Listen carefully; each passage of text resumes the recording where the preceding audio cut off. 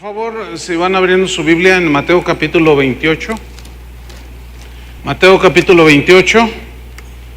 Hoy llega a su fin la serie Verdaderos Discípulos. Esta es la enseñanza número 20, la última, y se titula La misión del discípulo.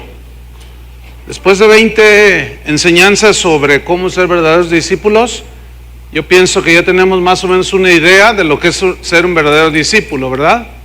Entonces, vamos a hablar sobre la misión del discípulo.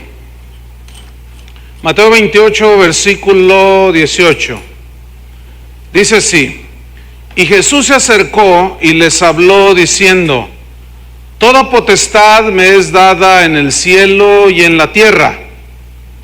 Por tanto, id y haced discípulos a todas las naciones, bautizándolos en el nombre del Padre y del Hijo y del Espíritu Santo, enseñándoles que guarden todas las cosas que os he mandado.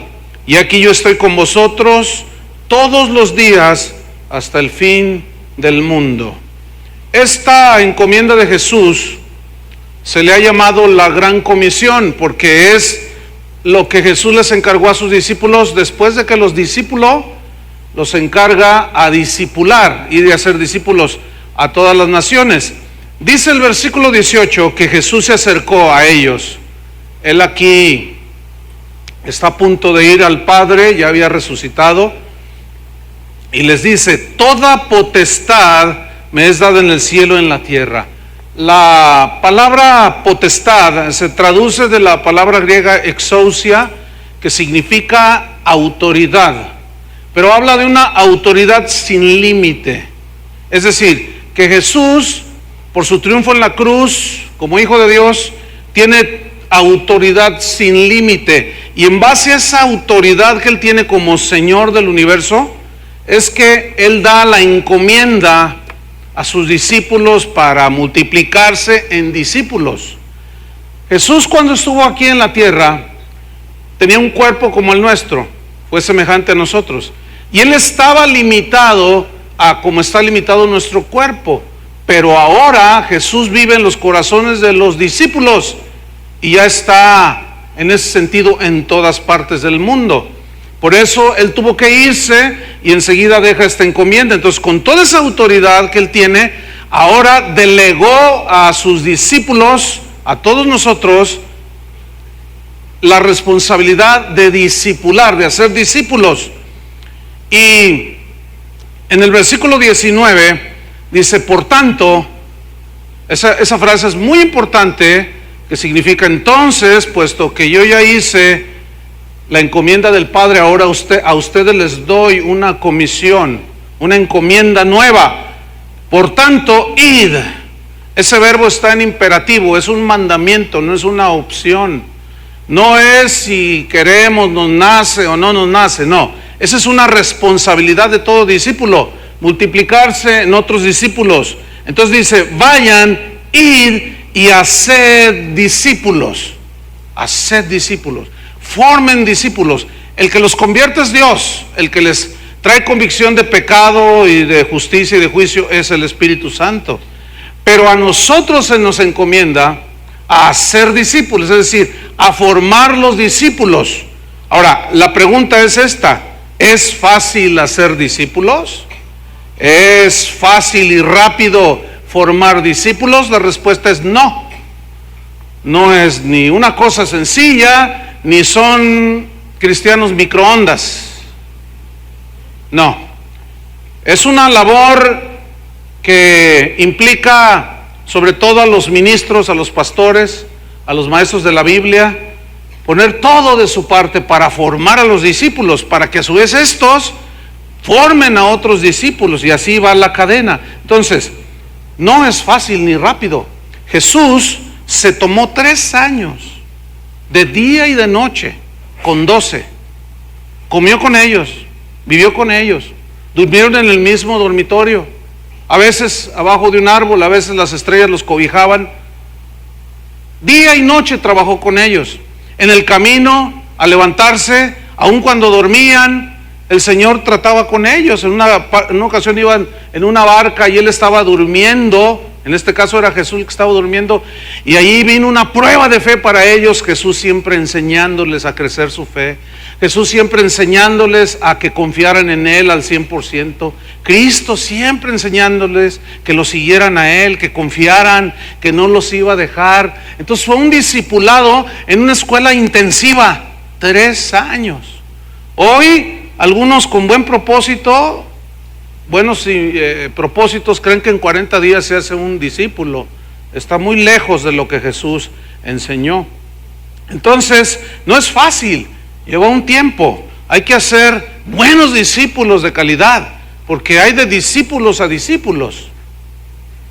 Hay de muy buena calidad, otros de calidad, y hay unos que son hechos en China. Aunque al final van a ver algo de China.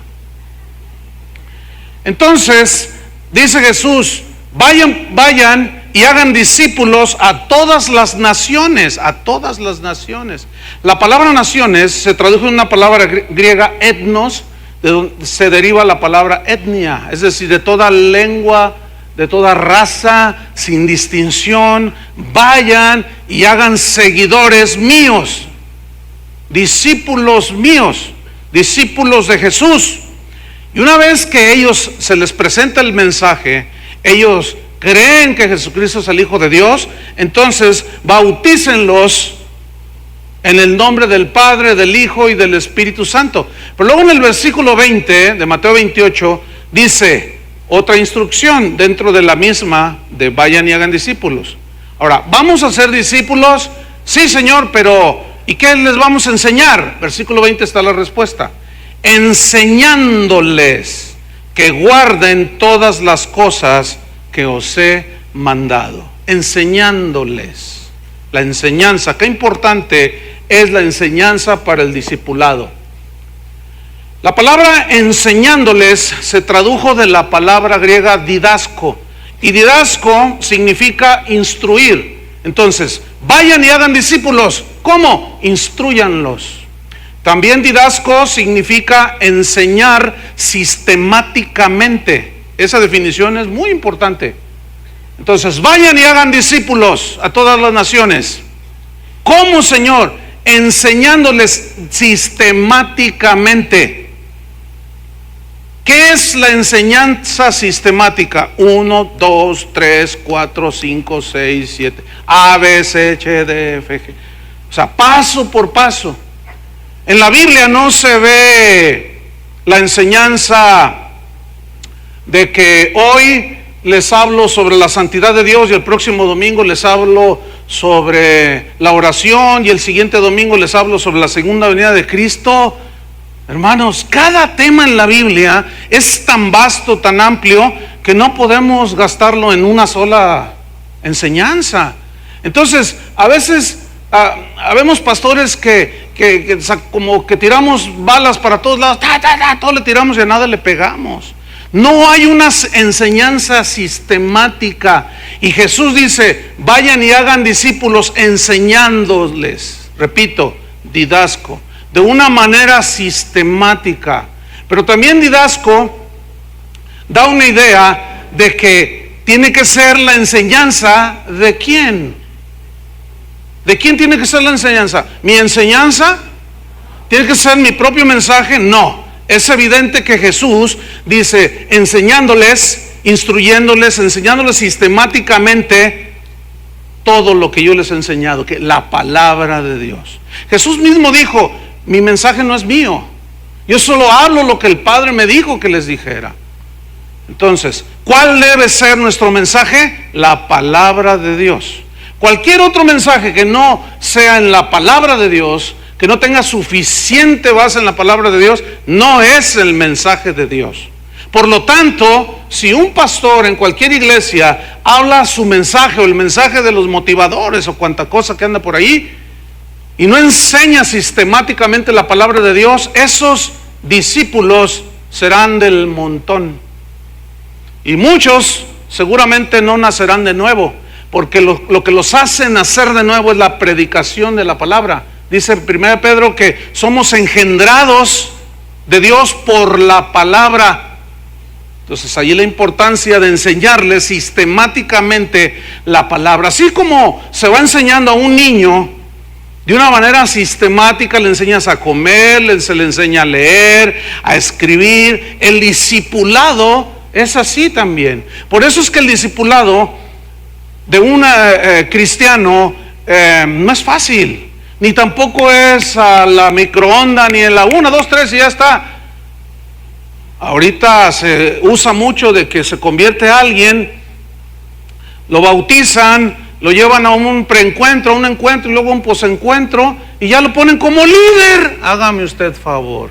Cuando el muchacho no sabe ni siquiera lo que significa nacer de nuevo, cuando la persona no sabe ni siquiera definir lo que es los atributos de Dios, quién es Jesús, no saben, no han sido discipulados. Entonces, ¿qué va a enseñar esa gente que está ahora en este momento liderando a un montón de discípulos también, pero con un supuesto discípulo que ni siquiera ha sido discipulado?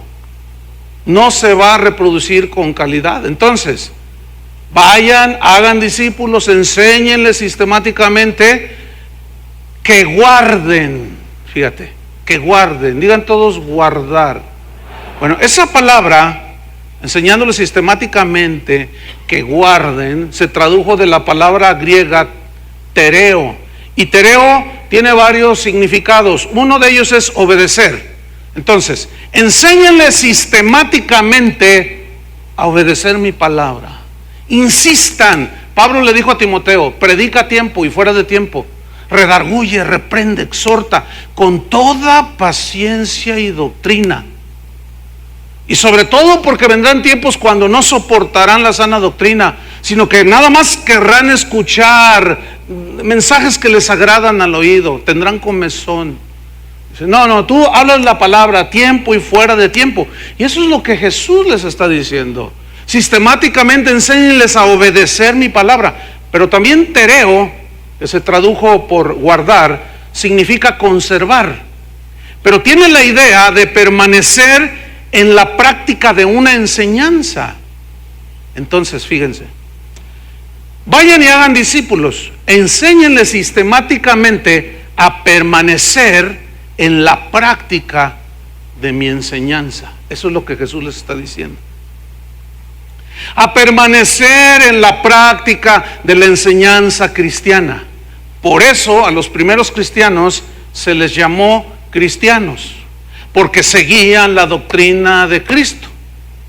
Entonces, es nuestro deber como pastores, como ministros, al menos en este lugar, que de aquí siempre salga la palabra de Dios. No nos interesan los mensajes de los motivadores, toda esa gente exitosa del mundo. No nos interesan. A nosotros nos interesa la palabra de Dios. ¿No es así? Entonces, vamos a insistir sistemáticamente, enseñándoles a obedecer, a permanecer en la palabra. Jesús habló mucho, si vosotros permanecéis en mí y mis palabras permanecen en vosotros, seréis verdaderamente mis discípulos. Pero a esas alturas, después de 3 años, Jesús les sintetiza todo lo que les enseñó. Vayan y hagan discípulos, enseñándoles que guarden todas las cosas que os he mandado. Es decir, cada punto, cada coma, sin quitar, sin añadir, porque hay una severa advertencia al que le quita y al que le pone. No se aparten ni a derecha ni a izquierda, sigan de frente. No nada más lo que les gusta. Hay cristianos que dicen, no, el único mensaje que debemos de predicar es el amor de Dios. Eso no es todo. Pablo a los romanos les dice, mirad bien la bondad y la severidad de Dios. El Dios santo, pero el Dios de juicio. Entonces, tenemos que predicar, como dijo Pablo, todo el consejo de Dios, para que el cristiano sea bien discipulado y sepa lo que tiene que hacer en su transición y en su paso por este mundo. Todas las cosas que os he mandado, sin quitarle ni ponerle. En 1 Timoteo 6:34, San Pablo escribió lo siguiente: si alguno, cualquiera que sea, no importa que esté muy ungido el apóstol, Si alguno enseña otra cosa, cualquier profeta que ande por allí, y no se conforma a las sanas palabras de nuestro Señor Jesucristo, escuchen, maestros de la Biblia, y a la doctrina que es conforme a la piedad. ¿Cuál es la doctrina que conforme a la piedad? La que te lleva siempre a buscar lo que no se ve, lo eterno. Aquello que te hace poner tu mirada en las cosas que no se ven, porque las que se ven son temporales, pero las que no se ven son eternas. Esa es la doctrina conforme a la piedad, la que te hace amar más a Dios, la que te lleva a rendir tu corazón a Dios, sin importarte la persecución o las críticas o los ataques, no, sin importar nada de eso. Esa es la doctrina que que Jesús dejó establecida para que nosotros enseñáramos. Entonces, si alguno enseña otra cosa y no se conforma a las sanas palabras de nuestro Señor Jesucristo y a la doctrina que es conforme a la piedad, está envanecido. ¿Por qué dice que está envanecido? Porque ha hecho a un lado el mensaje de Dios y pone el suyo. Ha hecho a un lado el mensaje y la comisión de Jesús para poner él sus grandes máximas, sus grandes pensamientos. Por lo tanto, está amanecido y dice: yo soy más que Dios, mi palabra es más poderosa que la palabra de Dios. Hay predicadores que ni la Biblia ahorita, en este tiempo, están llevando ni siquiera al púlpito. Hay predicadores ahorita, o supuestos predicadores, que bueno, llevan la Biblia, la traen en la mano, pero nunca la abren. Y eso los ve usted ahí en el internet. La traen en la mano, pero no hablan de la Biblia. Y nomás la traen ahí y la pasean, luego como que la abren así y están diciendo un montón de cosas que no están en la Biblia. Entonces la gente cree que porque trae la Biblia en la mano está hablando la Biblia. Y no, porque el que conoce se da cuenta y dice: ¿qué está diciendo este? Está envanecido, nada sabe, porque ha hecho a un lado el mensaje del Señor. Y delira, dice Pablo, se volvió loco ya. Primera de Corintios 4:6, San Pablo dice: para que aprendáis a no pensar más de lo que está escrito. Otra vez, para que aprendáis a aprender. Ahí está. ¿Cómo aprendemos? A través de la enseñanza, ¿no es cierto? A través de enseñar sistemáticamente la palabra de Dios. Entonces, para que aprendáis a no pensar más de lo que está escrito. Es decir, que la palabra de Dios nos basta y nos sobra. La enseñanza de Jesús es completa. La ley de Jehová es perfecta, dice el Salmo. La palabra de Dios es perfecta, que convierte el alma.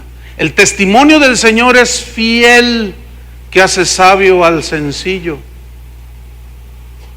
Entonces, no necesitamos otra doctrina, porque nada más necesitamos la doctrina del Maestro por excelencia, que es Jesús. Por eso cuando les dice el Cristo que había resucitado: vayan, id y hagan discípulos, enséñenles sistemáticamente todas las cosas que yo les he mandado. No podemos hacer a un lado el mandamiento de Jesús. ¿Cuántos dicen así debe de ser? Bueno, entonces, esta es la misión del discípulo.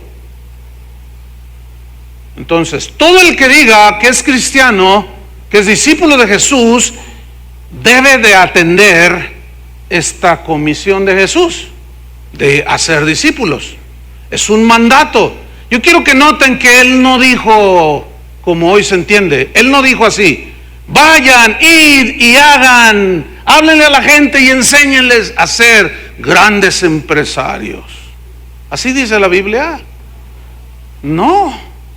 Noten que Jesús no dijo: ir y enseñarles cómo ser grandes hombres exitosos. Ayúdenles a sacar el campeón que hay dentro de ellos. No. Lo que, en otras palabras, vayan y enséñenles quién soy yo. A mí qué me importa quién es aquel. Pablo decía: yo todo lo que gané en el mundo, los títulos, todo, es basura. Pablo decía, yo no me predico a mí mismo, sino a Jesucristo. Entonces, la gente no necesita saber mi currículum, ¿entiende? No, la gente no necesita saber cuántos títulos tengo yo. Sin embargo, a muchos predicadores les gusta dar sus currículums.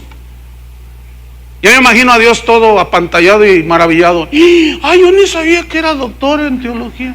Ay, yo no sabía que tenía tantos títulos.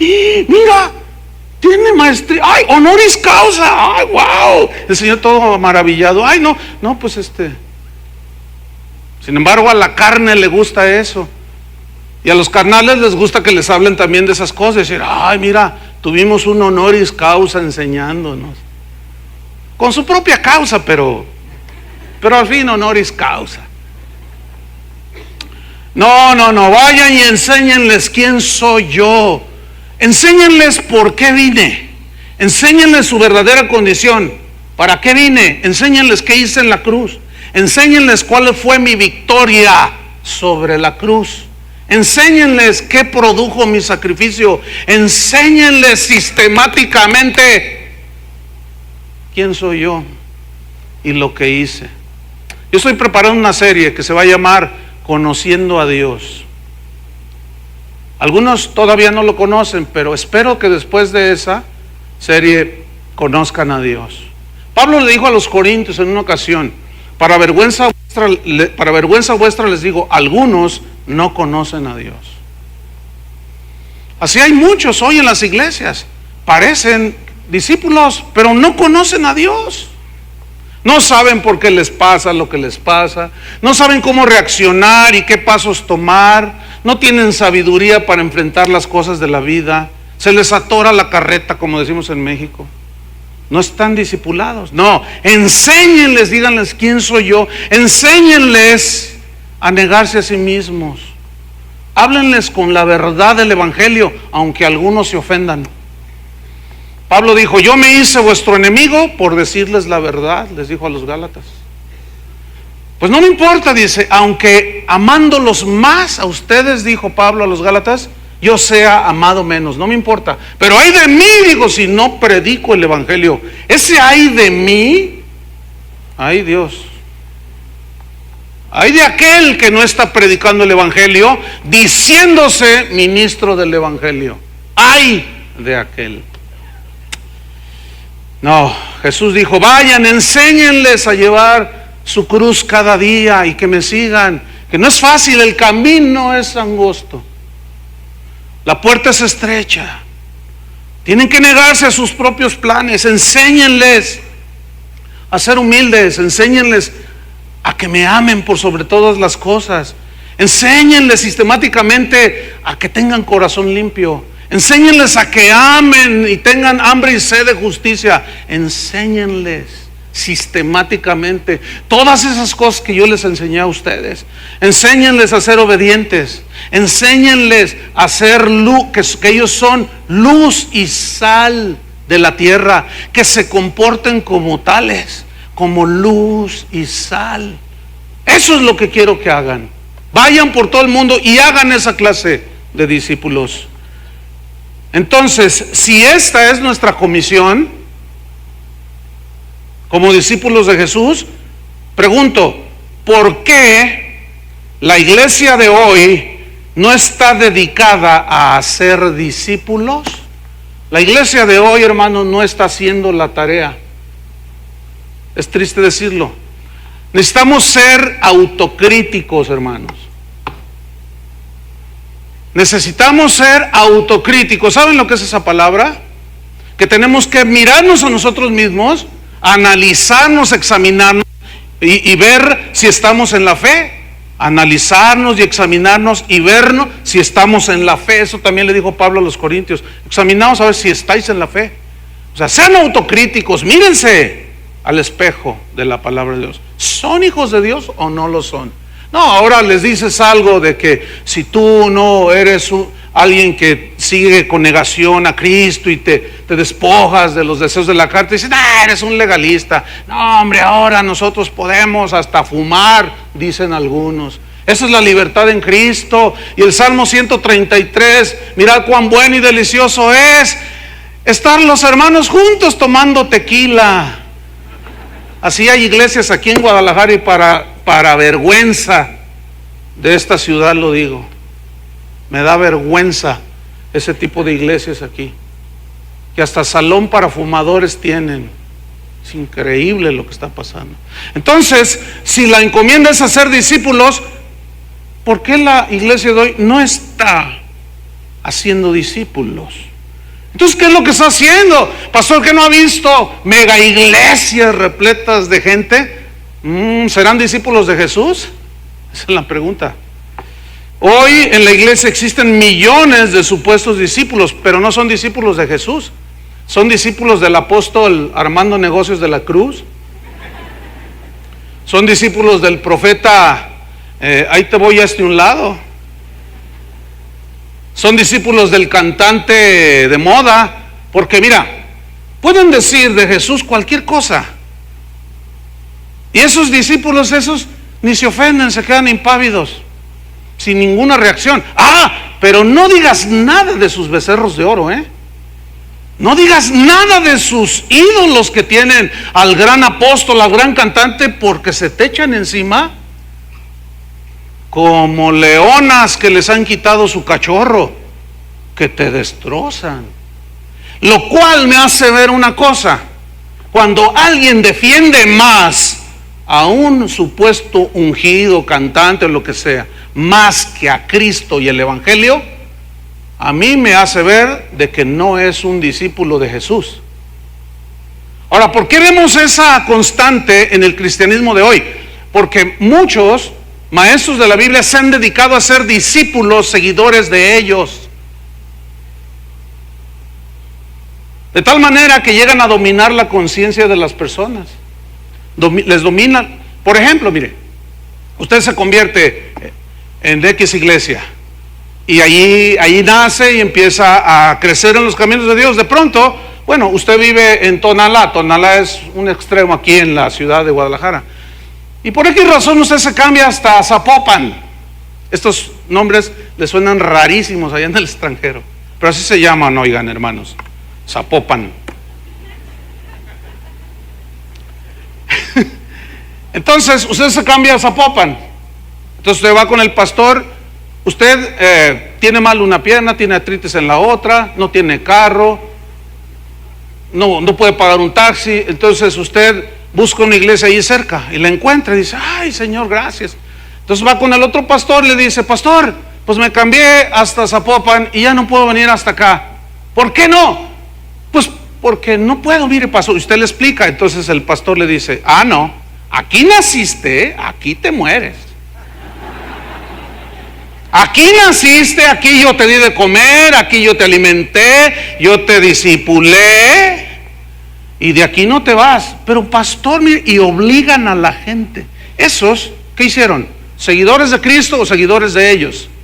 Seguidores de ellos. Imagínate si te vas a vivir a Tijuana. ¿Tienes que venir todos los días?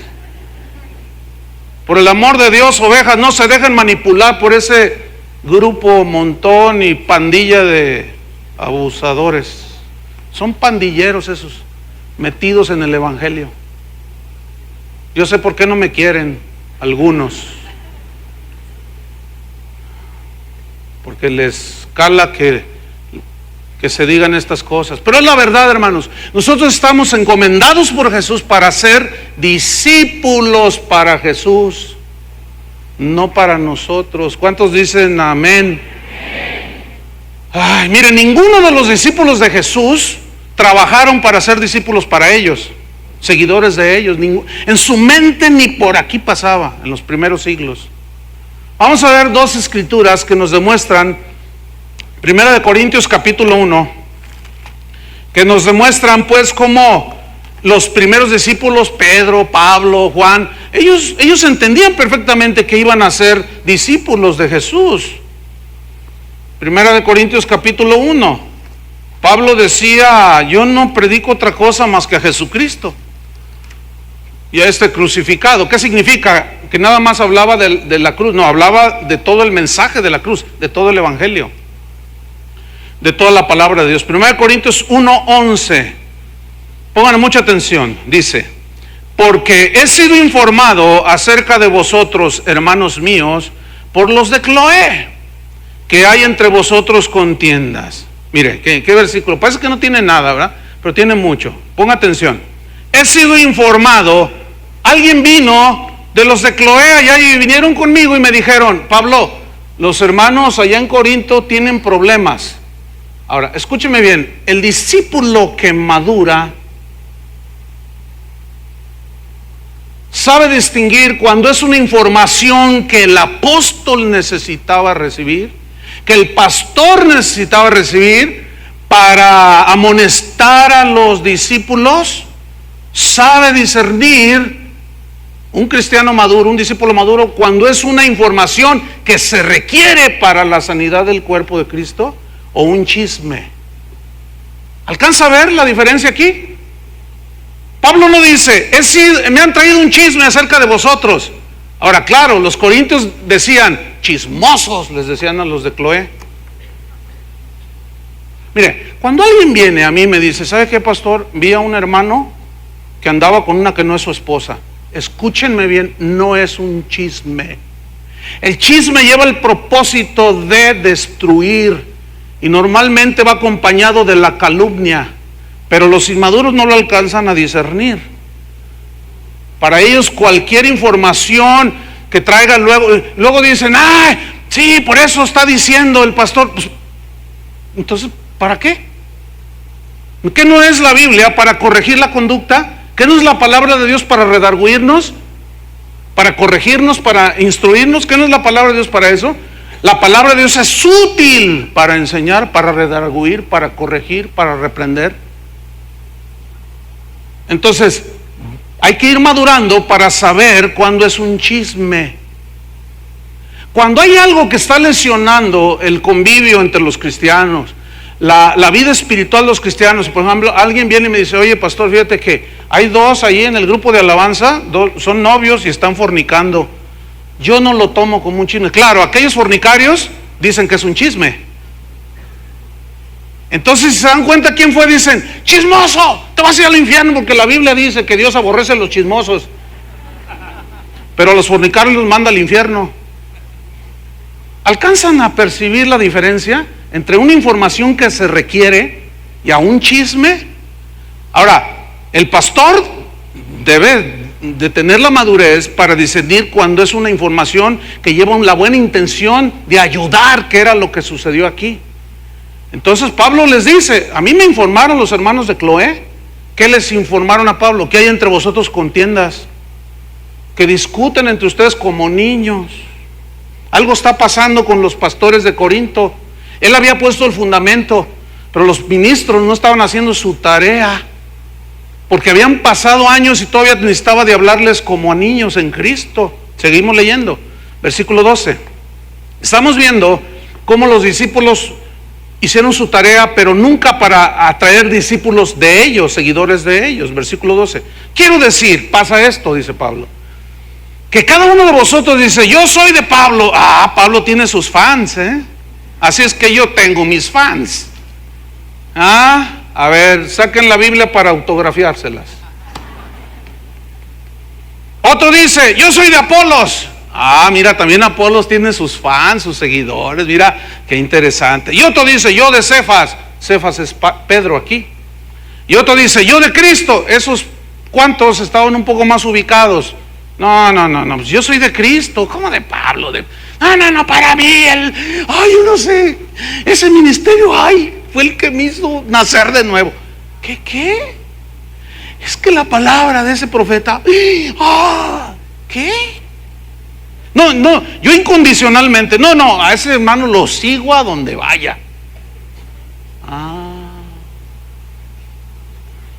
Y otros decían: oye, no, espérate, hay que seguir a Cristo. No podemos poner nuestros ojos en los hombres. Será muy San Pablo, será muy San Pedro, será muy Apolos, pero necesitamos seguir a Cristo. Discípulos de Cristo somos, no de Pablo, ni de Pedro, ni de Cefas, ni de Apolos. Sigo leyendo en el versículo 13. ¿Acaso está dividido Cristo? Significa Aquí dividido significa que si se pueden hacer un montón de grupos, seguidores de Pablo, de Pedro, y que al cabo todos somos un... No. Los seguidores son ¿de quién? De Cristo. ¿De quién somos discípulos? ¿De Chuy García? ¿De Julio Márquez? ¿De Chuy Olivares? Menos, Dios los libre.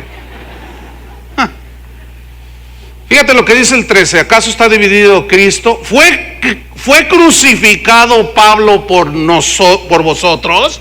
¿Cuál es la respuesta? No. Pablo no fue crucificado por vosotros. No, dice. Versículo, sigo ahí al final. ¿O fuisteis bautizados en el nombre de Pablo? Imagínate que hay bautismos. Entonces estamos ahí en la pileta, como dicen en Sudamérica. Acá decimos en la alberca, en la piscina, o en el charco, o en el río. Imagínense, entonces yo te tomo a ti y te digo, yo te bautizo en el nombre del Padre, del Hijo y del Espíritu Santo. Te bautizo, bueno, en el nombre de Chuy Olivares. Te dejo una hora allí, para que se te quite lo fanático. ¿Todavía quieres? Sí, es que usted cuando me pone la mano siento la unción. Otra hora ahí abajo hasta que se...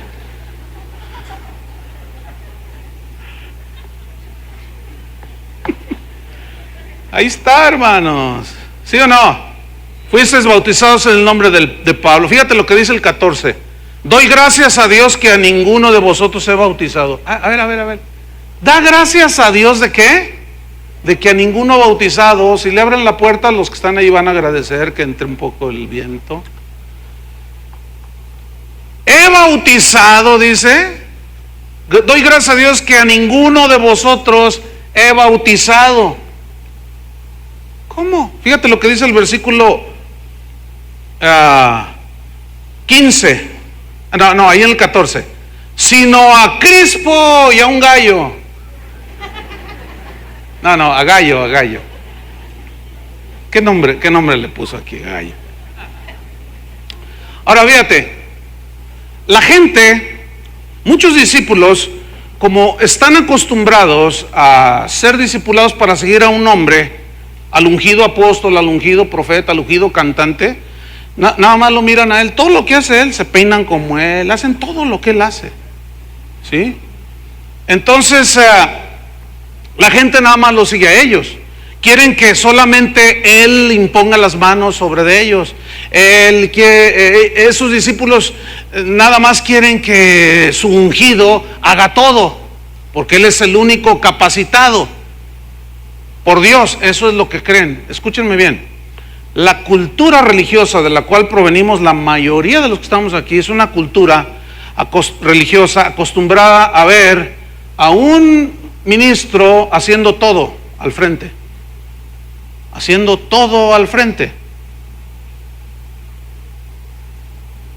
Haciendo todo. Solo él confiesa pecado, perdona pecado, solo él esto, solo él ofrece esto, solo él hace el otro. Entonces, se convierte una persona a Cristo. Trae en su mente que solamente los ungidos de Dios pueden hacer las cosas. Entonces, si no son discipulados y se les enseña las cosas que Jesús enseñó, entonces esa gente crece mal, poniendo sus ojos en el pastor. Hay gente que viene y dice, pastor, pero uno los ve, ¿verdad? Que están esperando, se acerca a alguno de los pastores aquí y dice, hermano, ¿tiene una necesidad? No, quiero hablar con el pastor, quiero hablar con el pastor. Bueno, a veces dicen, está bien, yo lo puedo ayudar, pero no, con el pastor. Entonces ya llegan, pastor, óreme, te voy a orar en aceite, mijo.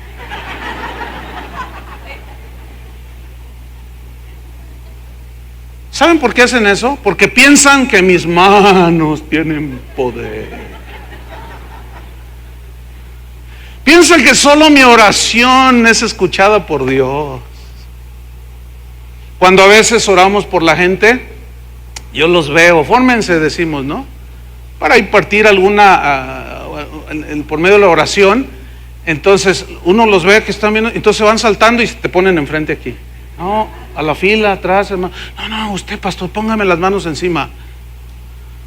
A veces dan ganas. No. Es una broma, por supuesto.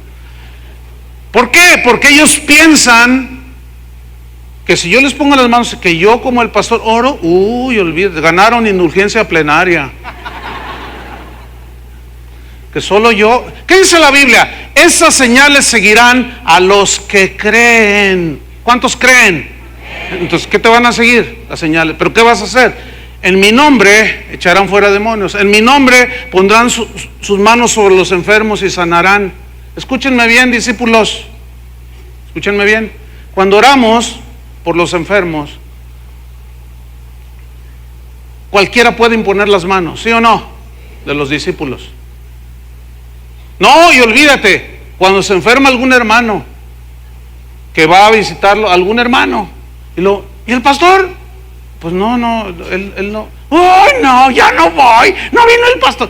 Miren, hermanos, tengan un poquito de sentido común. Tengo un estudio que hice sobre el sentido común y salió muy interesante. Algún día se los comparte. No es una serie, nada más es algo que Dios puso aquí, dentro de nosotros, que se llama sentido común. Bueno, vamos a usarlo poquito porque casi pocos lo usamos.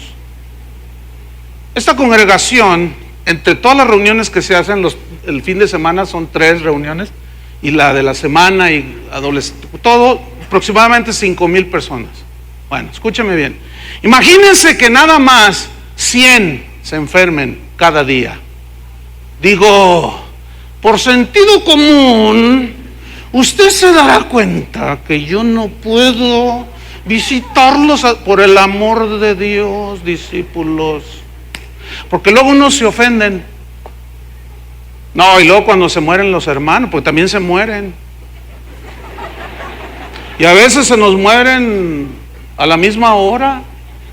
Como son ya una buena comunidad.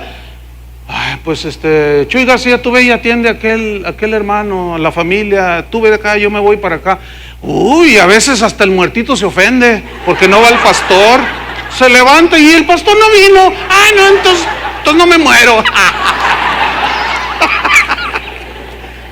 Ay, hermanos tan idólatras. Hay hermanos tan seguidores de los hombres. Nuestros ojos deben de estar ¿en dónde? En Jesús. Nuestra mente debe estar en Jesús. Nuestros pasos deben de seguir a Jesús. Nuestro mensaje debe de ser a Jesús. Cuando usted predique el evangelio, no diga lo que hacen muchos discípulos.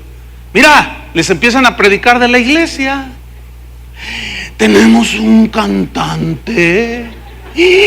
Tenemos unos predicadores. Mira, hasta los sugieres están gruesos.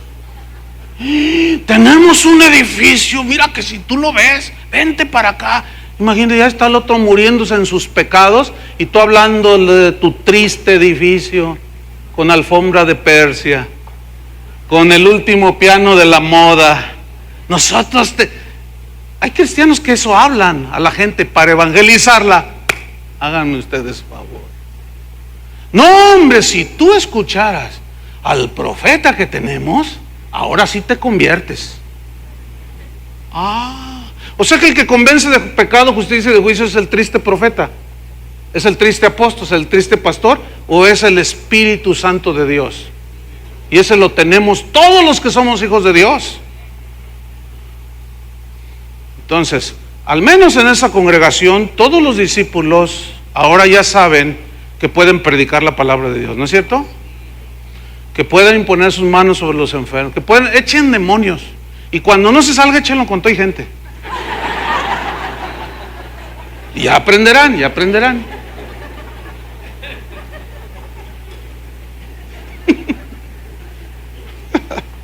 Ay, porque así les pasa a algunos. Echando a perder se aprende. Como Adrián, ¿cómo cree que Dios fue desarrollando su fe? Orando por los enfermos, se le morían cada rato. Se le morían.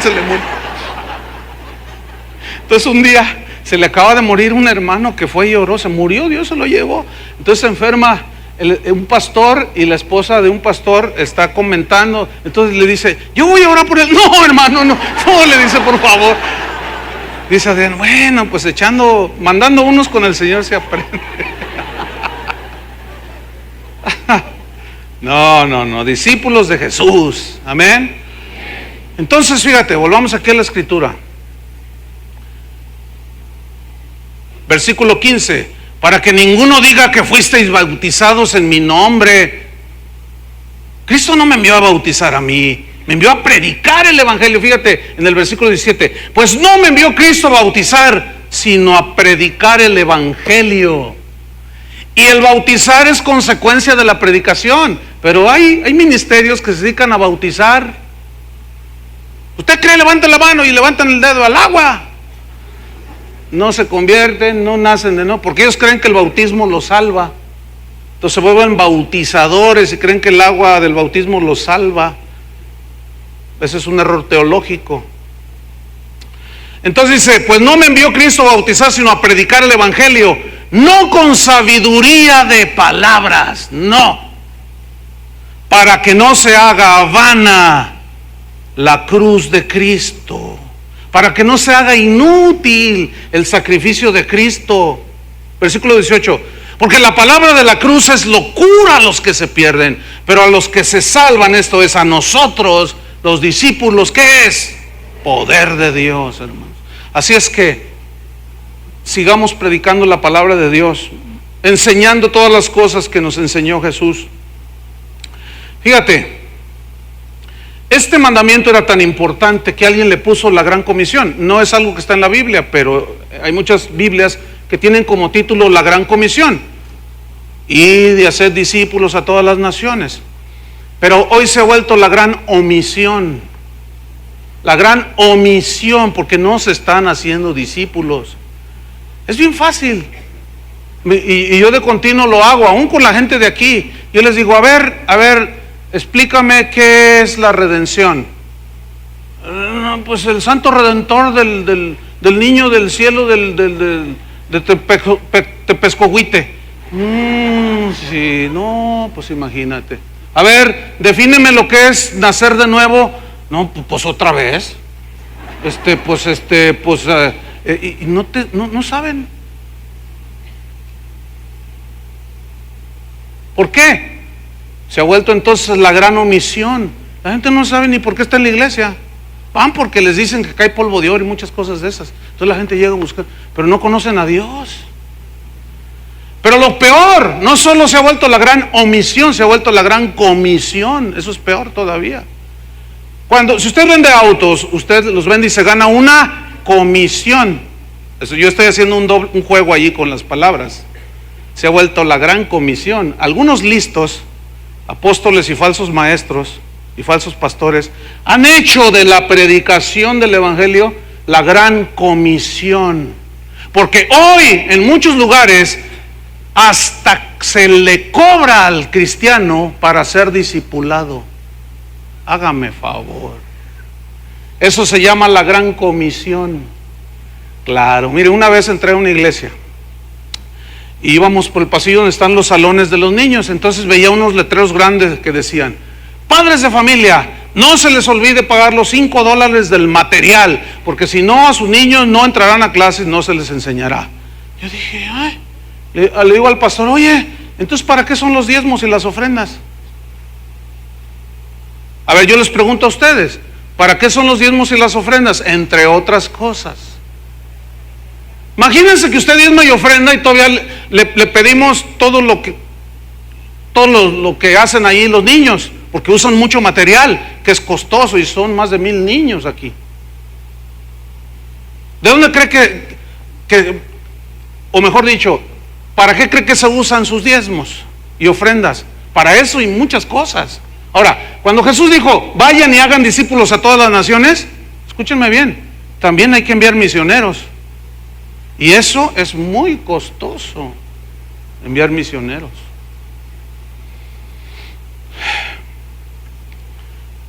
¿Cuántos ministros pueden decir, como Jesús dijo en Juan 17:14?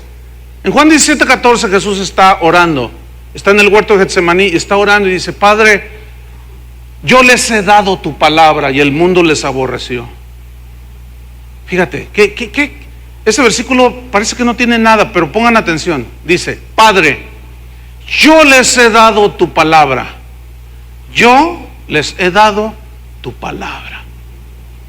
Pregunta, ¿cuántos discípulos ¿Cuántos pastores, cuántos apóstoles que andan por allí, cuántos profetas que andan pululando por allí en el Evangelio? Si Cristo viniera en este momento y nos llamara a cuentas, ¿cuántos le podríamos decir a Jesús: yo les he dado tu palabra? ¿Cuántos? A mí esto me pone a temblar, hermanos. Imagínate, Chuy Olivares, a ver, sácate la computadora, Gabriel, y ahí está. A ver, Chuy Olivares, casa de oración, ¡fum! Y sale la foto de Chuy García. A ver, Chuy Olivares, a ver, aquí, a ver, ¿qué hiciste con mi palabra? No, bueno, Señor, yo les traía un montón de cantantes bien ungidos. De esos que traían sus discos colgados así, vendiendo la vendimia.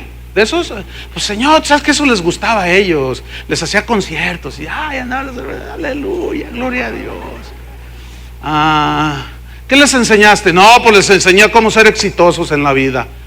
Y tuviste grandes empresarios allí, muy ricos, ¿verdad? Uy, padre, ¿no viste el tremendo auditorio que te construí?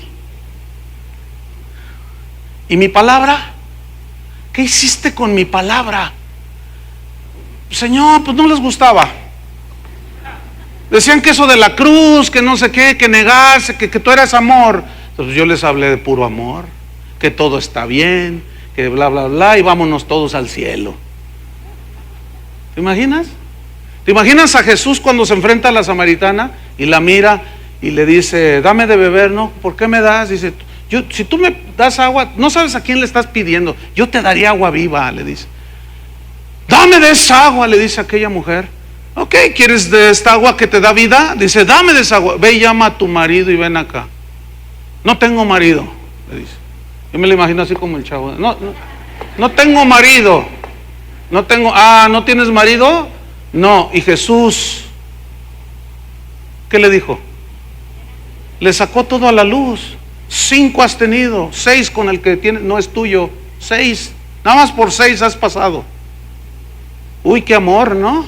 Mire, hoy hay cristianos en las iglesias que dicen que la predicación del evangelio debe ser el amor de Dios. Sí, es cierto. Pero el amor de Dios les dice cuál es su condición. ¿Sí o no? Entonces confunden, están mal discipulados, están mal enseñados, no hablan la palabra de Dios, no siguen a Jesús porque no quieren ofender a la gente con el mensaje de Jesús. El mensaje de Jesús es locura para los que se pierden, es ofensivo para ellos. ¿Cuántas iglesias están predicando la palabra de Dios? Fíjense, en muchas iglesias, en muchas congregaciones, hacen una cambiadera de líderes. Pastor cada 3 años, el director de alabanza cada 6 meses, el director de jóvenes, hay congregaciones que hasta 8 directores de jóvenes han tenido en un año. ¿Saben qué es eso? Es como cambiar de esposa cada rato. Ni conquistas a una cuando ya estás con la otra. Ni haces bien con las cosas, no formas una familia bien con una cuando ya estás con la otra, y luego con la otra, y luego con el otro. Imagínate una congregación donde hay una cambiadera de líderes impresionante. ¿Cómo se forma una familia? No es primero se unen un hombre y una mujer, nacen los hijos, los van criando, pasan los años, los van educando, ¿no es cierto? Estudian, les dan una carrera, forman una familia. ¿Eso se hace de la noche a la mañana en 40 días, aunque tengas buen propósito? No. ¿Cómo se forma una congregación, hermanos? Miren, en aquel día yo entiendo perfectamente bien esto por lo que dice la Biblia, pero en aquel día miren, yo lo anhelo, pero por otra parte digo: ay, Señor, y siempre me estoy examinando, trato de hacerlo constantemente, pero yo tengo un temor de que cuando venga ese día, temor de Dios en ese sentido, de que qué cuentas le voy a dar al Señor. Yo le quiero dar buenas cuentas. ¿Usted también? Sea un buen discípulo de Jesús y no hay pierde. Entonces, hermanos, los verdaderos discípulos se reproducen en discípulos de calidad. Si tú eres formado de calidad, vas a reproducir calidad. Eso es algo que no se pone mucho énfasis en las iglesias. Hoy se les da más énfasis a la cantidad que a la calidad, pero la Biblia habla de las dos cosas. Dice, no dejes de enseñarles nada, no dejes de enséñales todo lo que yo les he enseñado a ustedes. No solamente les enseñes un área de la palabra de Dios. Hay iglesias que dicen, nosotros somos una iglesia de guerra espiritual, y todo es guerra espiritual. Todos son demonios, demonio de Flor, demonio de América, demonio de Chivas, demonio, todo es demonio. Demonio de lluvia, demonio de frío, demonio de nieve. Todo es demonio. ¿Cómo hacen guerra? Hasta de soldados se visten. Y toda su enseñanza es de puro pisotear al diablo y una atadera de demonios. Alguien me preguntó hace poco, oiga pastor, ¿cuántos millones de cristianos hay en el mundo? Entonces, bueno, pues aproximadamente se dice que 2,000 millones, contándolos a todos, ¿no? Dice, 2,000 millones de cristianos. ¿Cuántos millones de demonios hay? No, pues eso sí, no sé. Es que una tercera parte se fueron allá, los ángeles se cayeron y bueno, en fin. Dice, entonces a través de toda la historia ya no deberían estar atados todos los demonios con tantos millones de cristianos. Hay gente que piensa más, que otros más, una amarradera y cada domingo los amarran y el lunes se les sueltan y el domingo otra vez y el lunes se les vuelven a soltar. Necesitan aprender el nudo marinero, ¿verdad? O el nudo mexicano. Te ato y con 3 nudos y ya los demonios ya no hacen nada.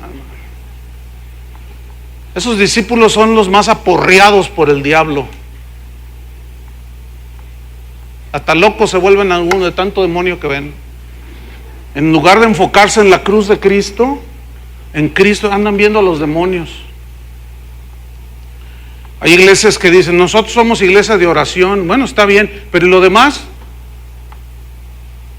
No podemos clavarnos en una sola cosa. Necesitamos todo el consejo de la palabra. ¿Cuántos dicen así es? Entonces, fíjate, si una iglesia no reproduce discípulos de Jesús, esa iglesia no tiene futuro, hermanos. No tiene futuro. Mire, una vez estaba en una reunión con pastores aquí en la ciudad y un pastor dijo, hermanos, ¿podemos hacer una oración por esta pastora? Claro, por supuesto. ¿Y cuál es el motivo de oración? Entonces otro pastor dice, bueno, es que no sé si sabían que su esposo, el pastor, el marido de ella, murió hace un mes. No, yo en lo personal no sabía. Y varios pastores no sabíamos. Entonces, bueno, sí, claro, vamos a orar. Y bueno, dice otro pastor, ella, pues, se imagina, ¿no? Está en un momento de prueba. Vamos a orar, vamos a consolarla y vamos a recoger una ofrenda para ella, pues tiene problemas económicos, murió la cabeza del hogar. Claro, juntamos una ofrenda y se la dimos y todo, y oramos. Cuando terminamos de orar, dice la pastora, hermanos, yo quiero decirles algo. A ver, díganos. Por favor, dijo, les ruego, hagan discípulos. Y muchos, por favor, dice, deleguen, enseñen a otros. Miren, hace un mes que murió mi esposo y en un mes la iglesia ya no existe. ¿Pero por qué? Pues porque no había quien la tomara. Se les murió el pastor, se les murió todo. ¿Entienden? Nadie tenía la capacidad, el llamado, no había nadie. Entonces, cuando alguno decía, bueno, pues pongan aquel, el otro decía, no, yo no. Y luego otro, no, ese no, mejor aquel, no, hombre, aquel, si supieras cómo anda. Se deshizo la iglesia, hermanos. Fíjese, hace años, aquí en Zapopan había una de las iglesias más grandes, en los años 80, más grandes de la ciudad. El pastor tenía 40 años de edad, pero era el todólogo.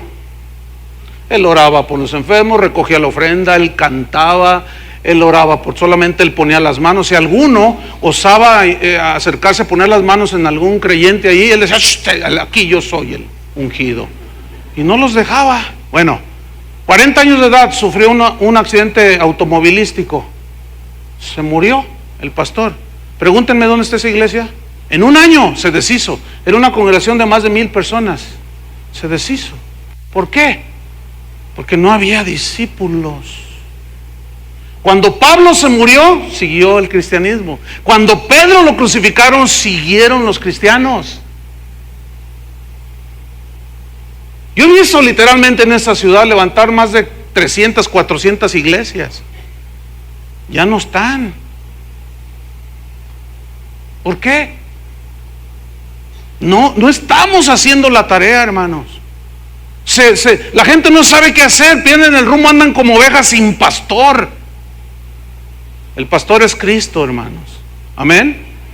Entonces, un pastor debe estar seguro que si se muere, la obra apostólica, por llamarlo de una manera de iniciar una obra, debe continuar, ¿no es cierto? Cuando yo me fui a Argentina en los 90s, algunos pastores me preguntaron, me dijeron, oye, ¿a quién le vas a dejar la iglesia? Pues ¿a quién? Pues a los que están ahí.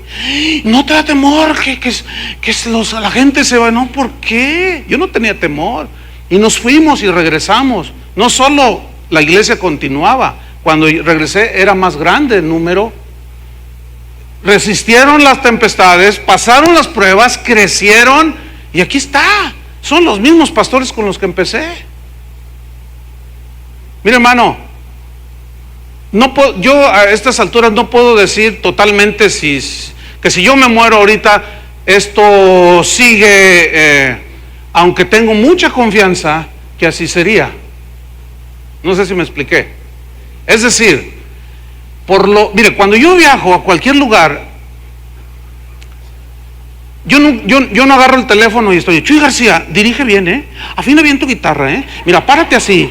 Y mira, Julio, a darles este acorde así disminuido, darles unas arañitas ahí para que se apantallen los hermanos, ahí en el teclado. Por favor, las cantantes, hagan esto, lo sugieres. Ay, el hermano que no se duerma ahí parado, el hermano. Mira, por favor, hay pastores. Mire, yo he estado con pastores que estamos en algún país predicando, nos vamos a comer y no sueltan el celular, hermano.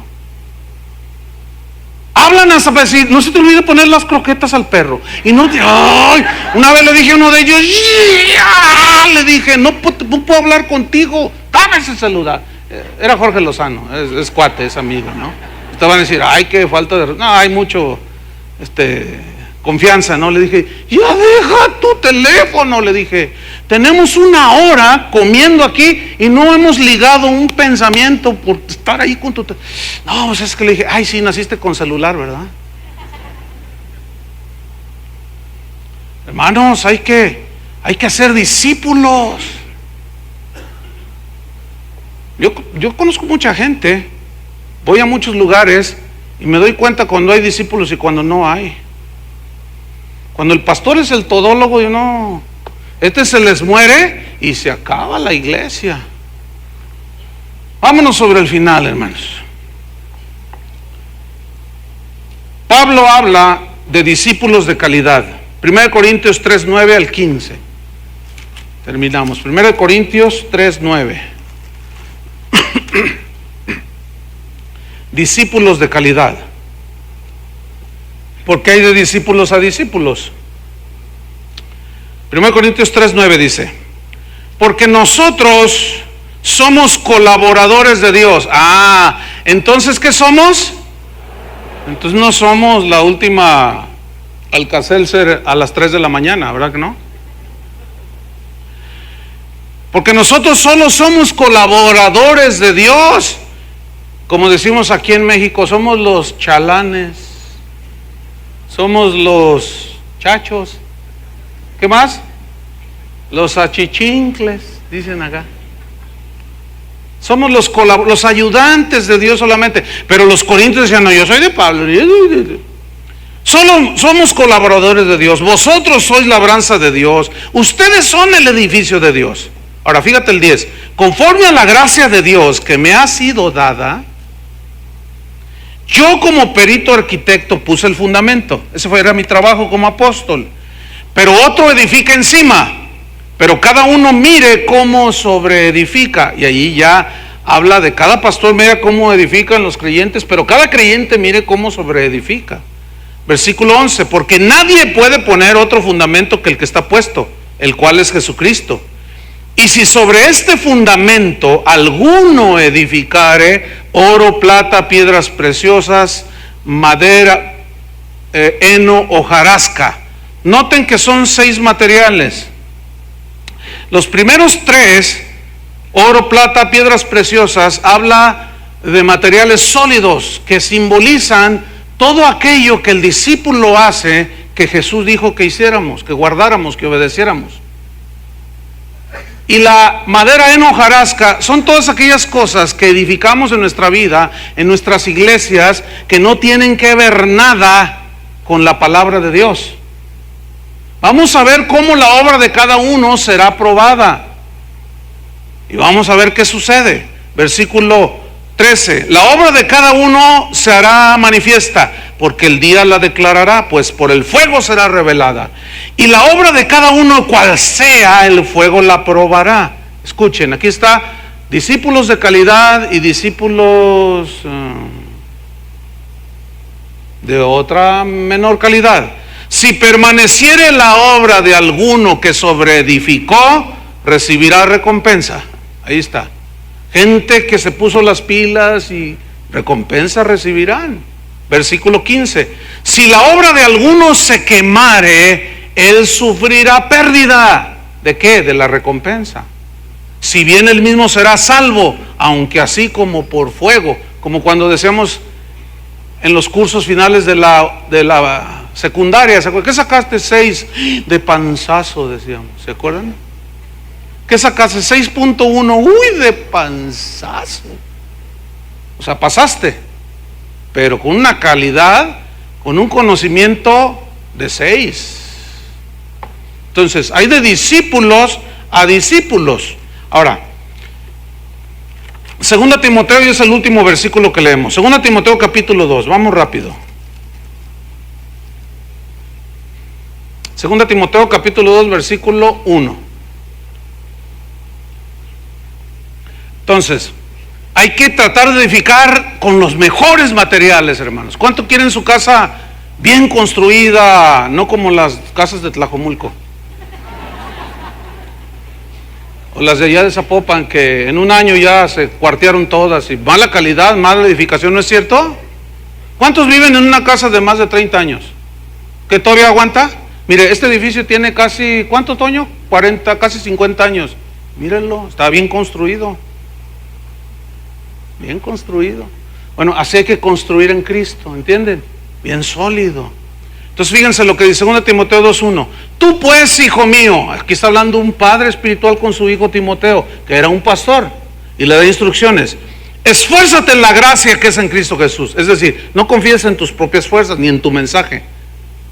Esfuérzate por apoyarte en la gracia de Dios. Ese debe ser tu esfuerzo. Versículo 2. Escuchen, esto es muy importante. Lo que has oído de mí ante muchos testigos, esto encarga a hombres fieles que sean idóneos para enseñar también a otros. ¿Qué es esto? No es el depósito del discipulado en otros para que discipulen, ¿verdad que sí? ¿Lo alcanzan a ver? Entonces, ¿Pablo entendió el mensaje de Jesús? ¿Pedro entendió el mensaje de Jesús? Sí. ¿Qué debemos hacer nosotros? Entender el mensaje de Jesús. Vayan y hagan discípulos. Lo que has oído de mí ante muchos testigos. ¿Qué oyó Timoteo de boca de Pablo? ¿Cómo sacar el campeón que hay en ti? ¿Qué oyó? El evangelio, hermanos. Bueno, eso que oíste de mí, esto encarga a hombres fieles que sean idóneos para enseñar a otros. Fíjate, hombres fieles aquí significa hombres dignos de confianza. Hace unos días, unas semanas, un pastor me habló y me pidió un consejo. Me dijo, mira, pastor, tengo a unos allí que son candidatos a servir en el ministerio, pero todavía no sé, pastor. Fíjate, le delegué una enseñanza el jueves. Entonces la enseñanza empezaba a las 7 y llegó a las 8 y todos estaban ahí esperando, y yo estaba allí, y yo dije, yo podía haber agarrado la enseñanza, pero dije, no, voy a ver qué pasa. Y llegan a las 8. Y luego, oye, hermano, no era las 7, mira, la gente está aquí esperando al maestro para que enseñe. Ahorita les traigo un poderoso mensaje. Entonces me dice, pastor, nunca llega temprano. Dame un consejo. Le dije, todavía no lo pongas. Todavía no es digno de confianza. ¿Verdad que no? Y como ese puedo poner muchos ejemplos. Entonces, fíjense, si para hacer discípulos se necesita mucha perseverancia, imagínense para servir a Dios en el ministerio de tiempo completo. Es más exigente el asunto, ¿entienden? Por lo cual requiere todo el tiempo en nuestro peregrinar para llegar a ser la calidad de discípulos que Él quiere.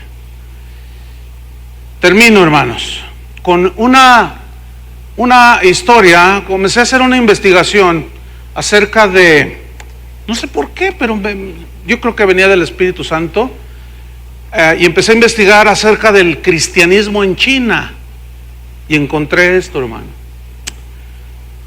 En 1949, bajo el liderazgo de Mao Zedong, China se proclamó comunista, atea. Bien, en ese tiempo había muchos misioneros norteamericanos, suizos, ingleses, había muchos misioneros ahí, cristianos. Cuando entra el comunista en China, fueron expulsados y salieron huyendo y se refugiaron en una isla que se llamaba Formosa, lo que hoy es Taiwán. Bien, ellos se refugiaron ahí esperando que un día se abrieran las puertas y volvieran a entrar para seguir evangelizando ahí en China. Bueno, ¿qué sucede? La iglesia cristiana en Taiwán experimentó un crecimiento extraordinario. ¿Por qué? Porque todos esos misioneros que se habían refugiado ahí comenzaron a predicar la palabra de Dios.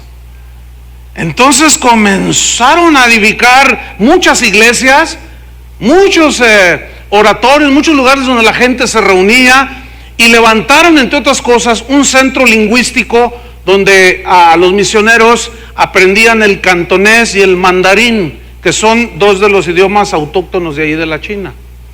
Y bueno, la cosa se estaba poniendo muy tremenda. El cristianismo en Taiwán creció muchísimo en los años 50, una cosa extraordinaria.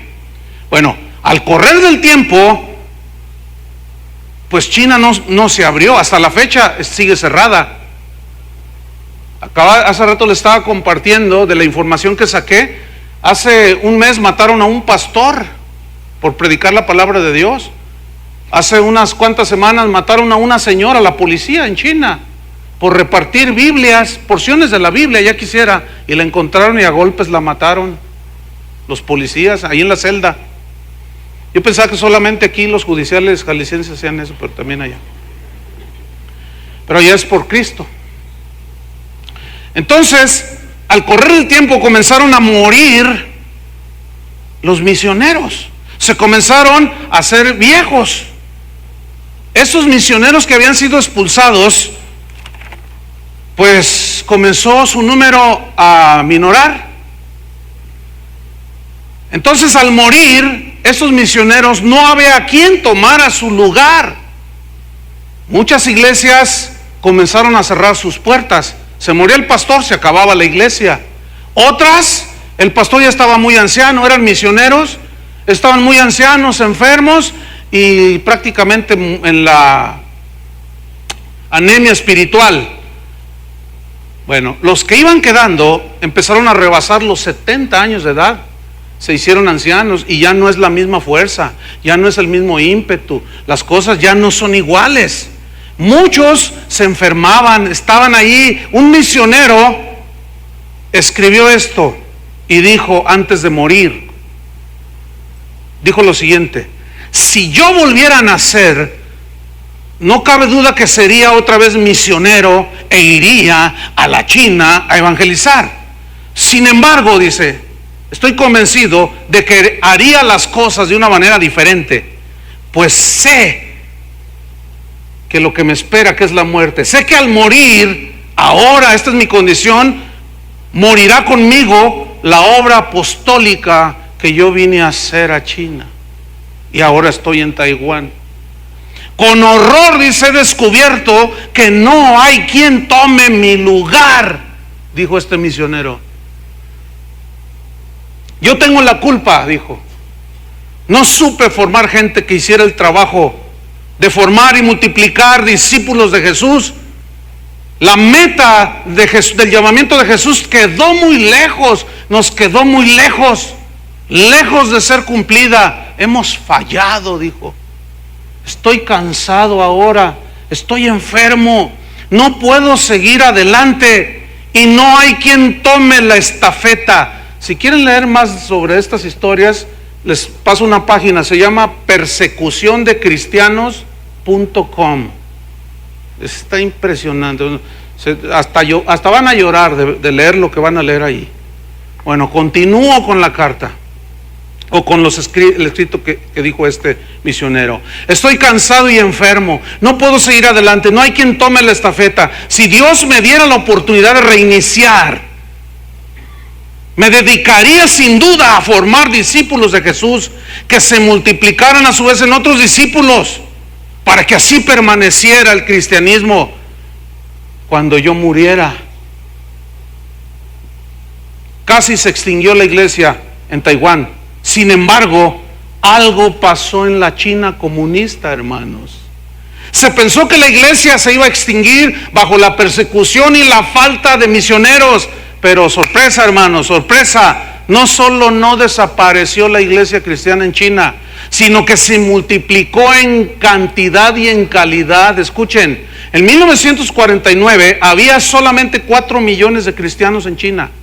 En 1994, 50 años después, había 70 millones de cristianos en medio de la persecución. Hoy se dice que hay más de 100 millones de cristianos en la China. ¿Qué sucedió, hermanos? Yo me hice esa pregunta, ¿qué pasó? Y seguí buscando, investigando.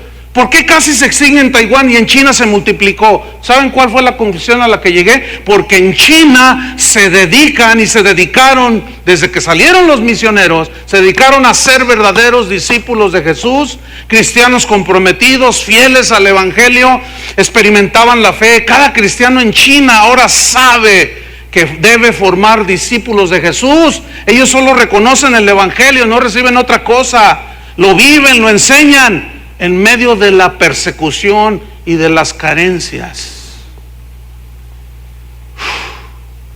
Más de 100 millones.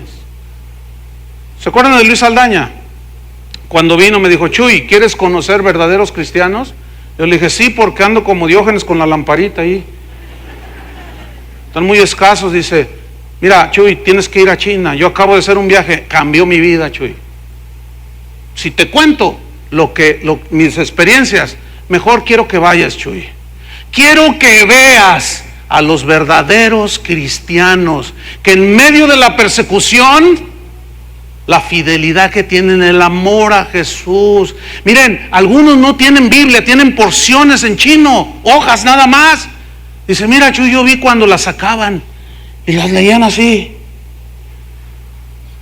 Verdaderos discípulos de Jesús.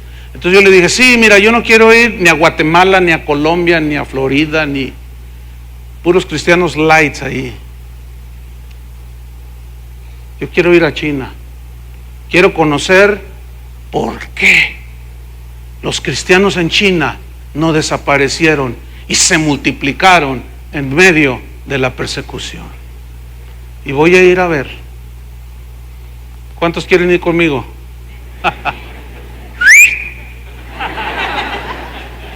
Ayer una persona vino y me dijo, pastor, tengo muchos problemas, tribulaciones, todo. Entonces le dije, ¿de veras crees que estás sufriendo? Sí. Le dije, pues te invito a China para conocerlos. No, gracias, ya entendí. Pónganse de pie.